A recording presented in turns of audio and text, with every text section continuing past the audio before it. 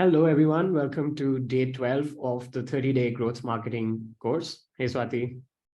Hi, Rishabh. How are you?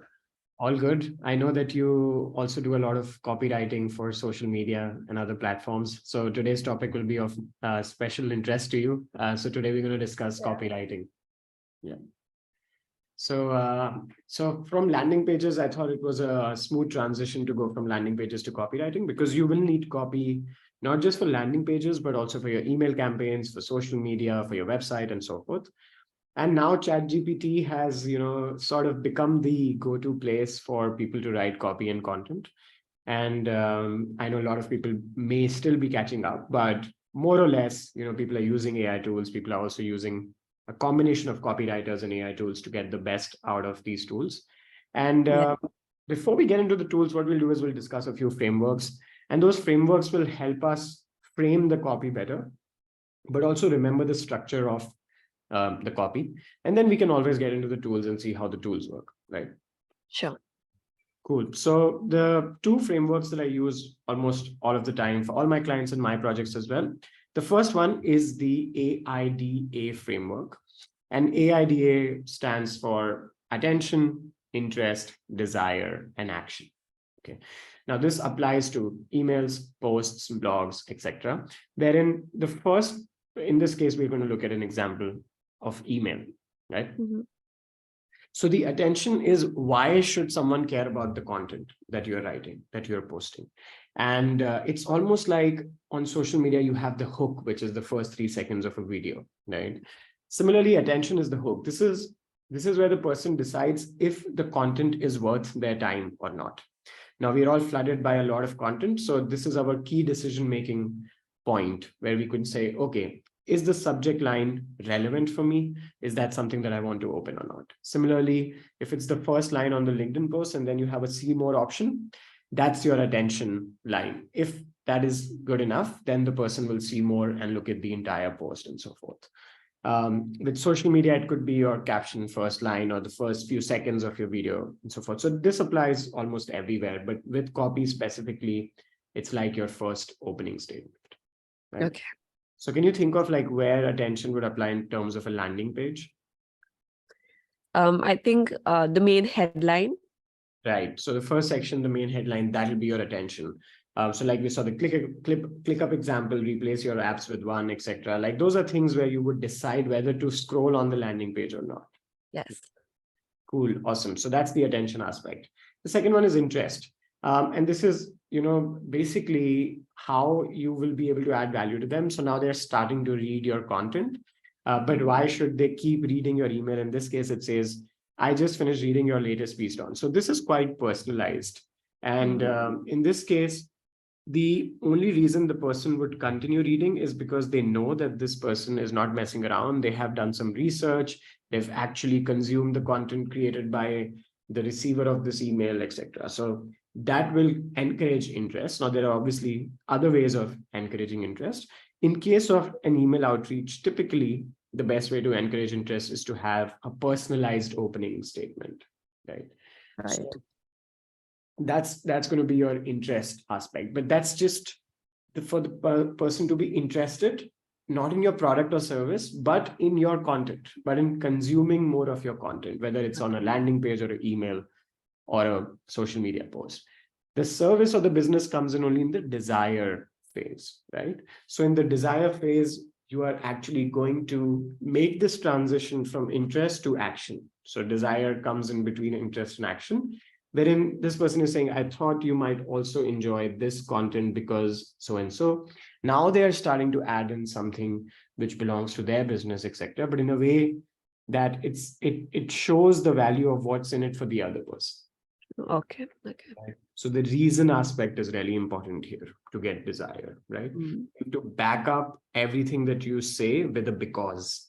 Because is a very powerful statement when it comes to copywriting, a very powerful word when it comes to copywriting. So you use because, and then everything after that is just, a way for them to get value out of it. I've also read studies where the word because is enough to convince people. You don't even need to, they don't even care what the next statement is. There was an interesting video I was watching on YouTube where this guy goes and he wants to cut the line. So there is a queue in the restaurant or wherever, in different places, and he says, can I cut the queue because, and then he says some random stuff after the word because, and it works 90% of the time.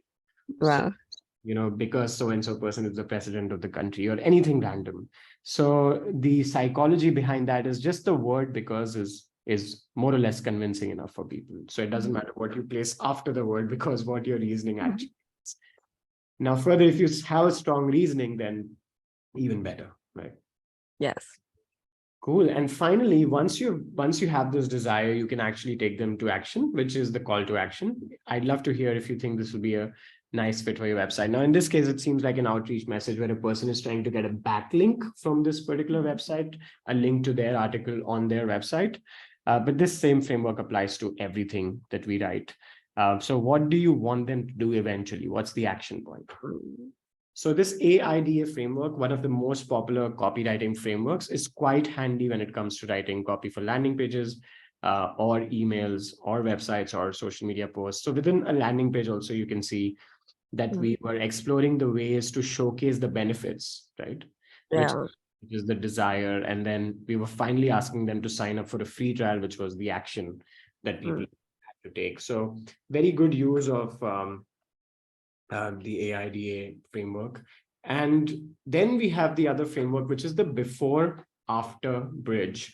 And what you do in this framework is you tell a story to the person. I noticed that your blog site isn't optimized for mobile. Due to this, you must be losing quite a few potential customers. So this was your before story, or in this case, your current story.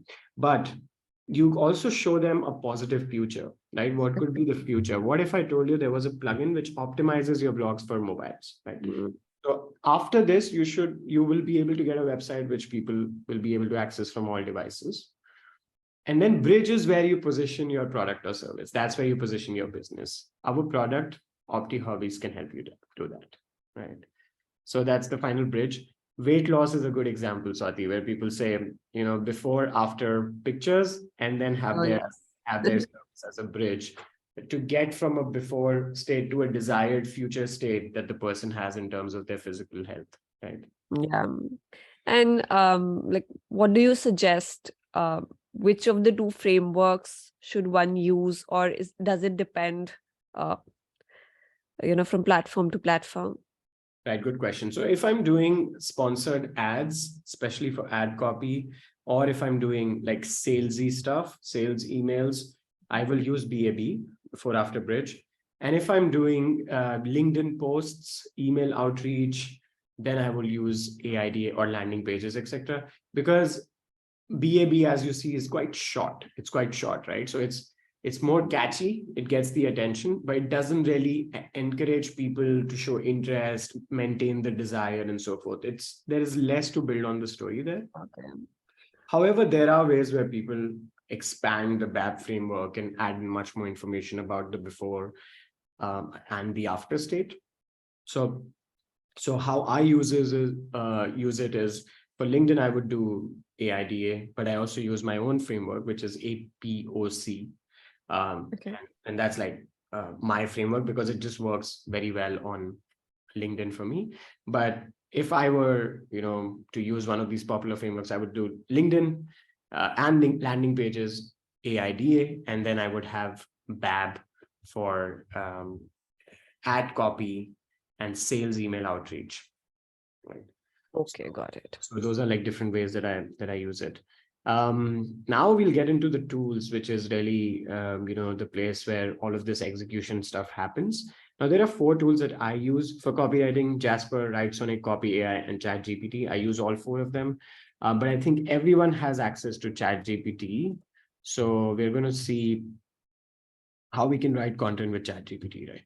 So I was telling you about the APOC framework, and you see that I've actually trained Chat GPT on this framework. And it's attention, personalization, organization, and conclusion. That's my framework. And then finally, I also made sure that it understood what the framework is. So once it has understood what the framework is, I can just ask ChatGPT, write a post about my growth marketing course for my LinkedIn profile. using my APOC framework. Oh. Yeah, so now that I've trained Chat GPT, it can very easily use my framework and then write a post. And then you see it's also telling me how it's using the APOC framework, right? So Yeah. that's one thing that is pretty good, that you can train it on different frameworks. And then I told ChatGPT, remember that I use a framework for writing on LinkedIn, and this is how it is. Mhm. I see. In that case, here's a revised post that follows your framework. So pretty good. But yeah, I think with ChatGPT, what I've done is I've been able to sort of beat the the algorithms, in the sense that there are these tools which detect AI content, right? So if it's AI written, it's going to show AI written. And what I do is I train the algorithm a little bit to generate content. I did a lot of training, but essentially I was able to generate these kinds of posts, which, Oh. if you copy this, write a short post about how I use Chat GPT to create human-like content, right? And then Yeah. I can just copy it in an AI detection algorithm. I think it's too long for.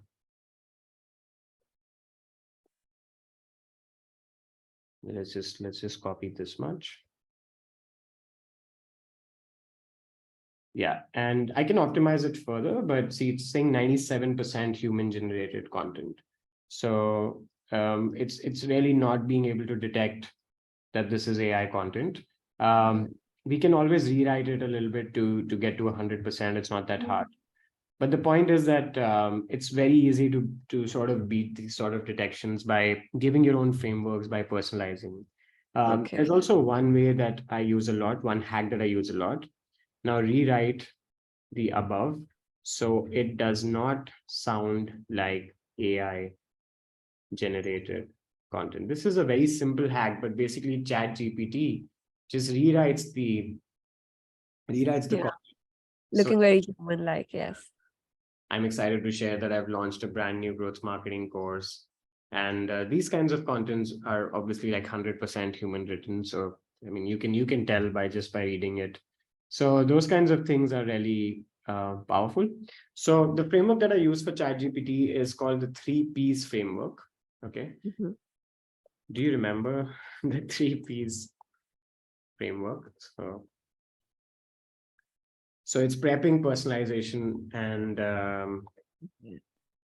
prompting. So what I do is, first I would prep Chat GPT to understand what I do, who my audience is, and then I would personalize it by telling it, this is my tone of voice, this is how you should write, these are the interests of my audience.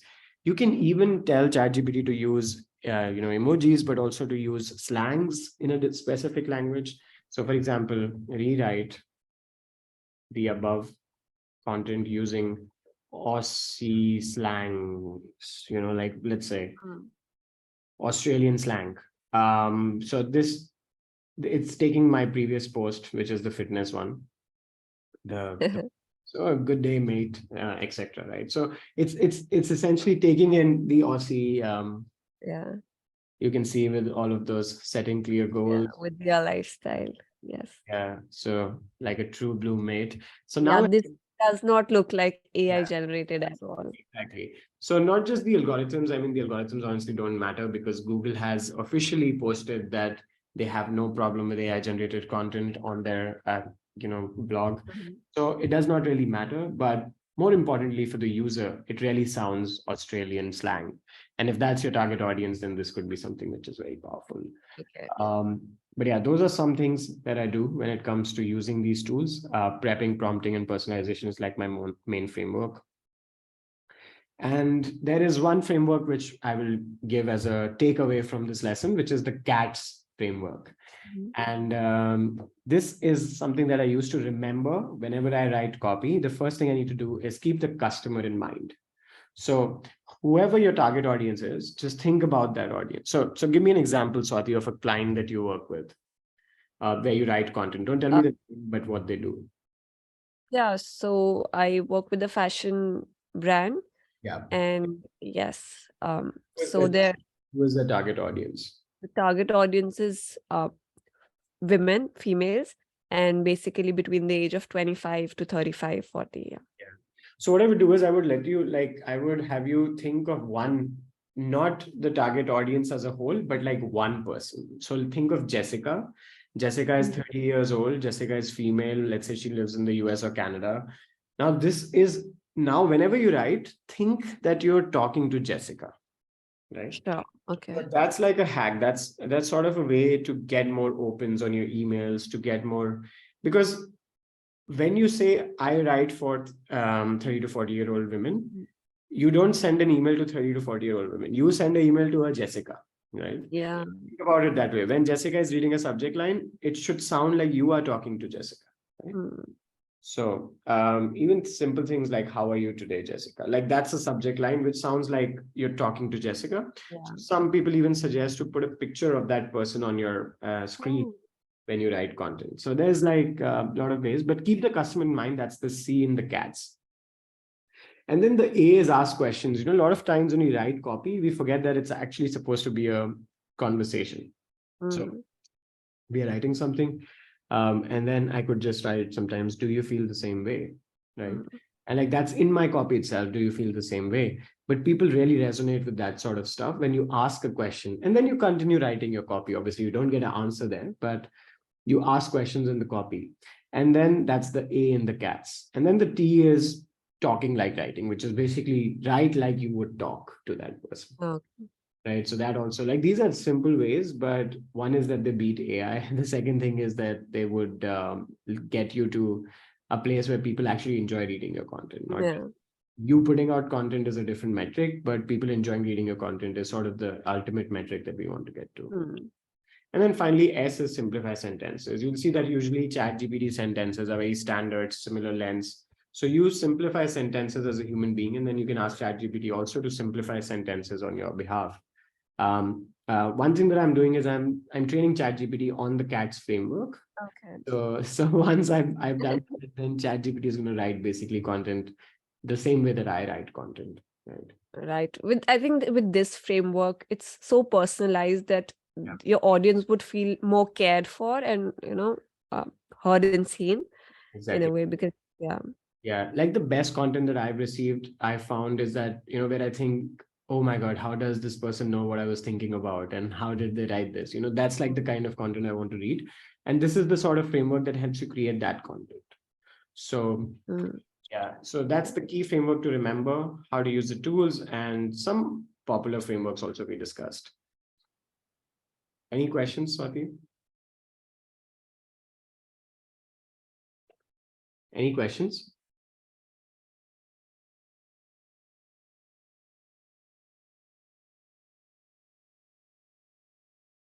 Yeah, no, I think I already asked one of the main questions that I had, that, how do you decide which framework to use where? Right. So, yeah. Awesome. Sounds good. Then that's all for this lesson, and we'll see you all in the next one.